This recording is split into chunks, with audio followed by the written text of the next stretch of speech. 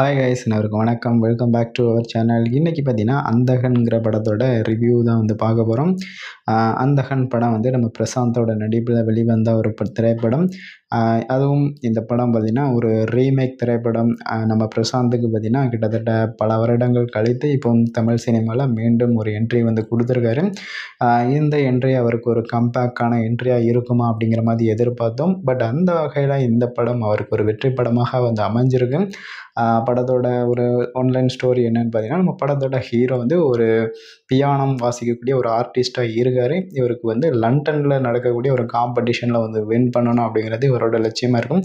இதுக்காக அவருக்கு கண்ணு தெரியும். பட் ஆனால் உலகத்தை பொறுத்த வரைக்கும் கண்ணு தெரியாத ஒரு நபராக நடிச்சுக்கிட்டு இருப்பார். ஒரு கட்டத்துக்கு மேலே ஒரு சிக்கலில் மாட்டி திரும்ப அவரோட கண்ணை இழந்து அதுக்கப்புறம் அவர் நினச்ச அந்த பாதையை வெற்றி அடைஞ்சாரா அப்படிங்கிறது தான் இந்த படத்தோட கதையாகவே இருக்கும். அதில் எவ்வளோ ஸ்ட்ரகிள்ஸ் எல்லாத்தையும் மெயின்டெனன்ஸ் பண்ணி வெற்றி பெற்றாராக தான் ஒரு பெரிய ஸ்டோரியாக எடுத்திருப்பாங்க. பட் கொடுத்த கதாபாத்திரத்தில் வந்து ஒரு ஹீரோ மெட்டீரியலாக வந்து நடந்துக்காமல் ஒரு ஆர்டிஸ்ட்டாக அந்த படத்தோட கதைக்கு என்ன தேவையோ அதுக்கு ஏற்றாப்புல தான் வந்து பிரசாந்த் இந்த படத்தை வந்து நடிச்சிருந்தார். அதே போல் இந்த படத்தில் சிம்ரன், அதே போல் நம்ம கார்த்திகாக இருக்கட்டும், சமுத்திரகனி, அதே போல் யோகி பாபு அப்படின்னு சொல்லிட்டு ஏகப்பட்ட ஹீரோக்கள், ஹீரோயின்ஸ் எல்லாம் நிறைய பேர் இருந்தாங்க.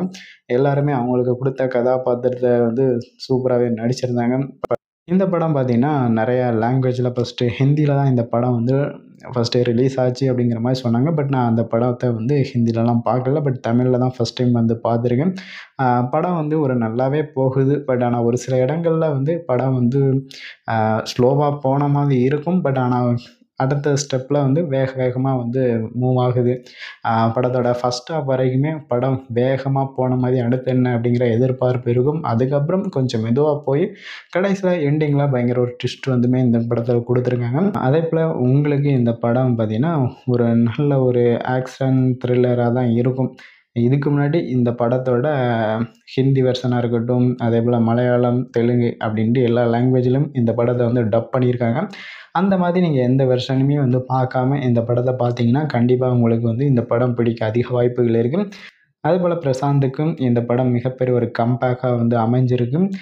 அதுக்கு அடுத்து அவருமே கோட்டுங்கிற படத்தில் தளபதி கூடமே நடிச்சிருக்காரு. அடுத்தடுத்து ஒரு இதே போல் ஒரு நல்ல கதாபாத்திரத்தை வந்து மெயின்டெனன்ஸ் பண்ணி கொண்டு போனோம் அப்படின்னா மீண்டும் அடுத்த ஒரு ரவுண்ட் வர வாய்ப்புகள் இருக்குது அப்படிங்கிற மாதிரி நான் நினைக்கிறேன். நீங்கள் என்ன நினைக்கிறீங்க? அந்தகன் படம் வந்து நீங்கள் பார்த்தீங்களா இல்லையா அப்படிங்கிற உங்களோட கருத்துக்கள் என்ன அப்படிங்கிறத மறக்காமல் கமெண்ட் பண்ணுங்கள். அதே போல் உங்களுக்கு இந்த வீடியோ பிடிச்சிருந்தா லைக் பண்ணுங்கள், சேனலை சப்ஸ்கிரைப் பண்ணுங்கள். உங்களுக்கு பிரசாந்தோட எந்த படம் உங்களுக்கு ரொம்ப ஃபேவரட் அப்படிங்கிறதையும் கமெண்ட் பண்ணுங்கள். நன்றி மக்களே.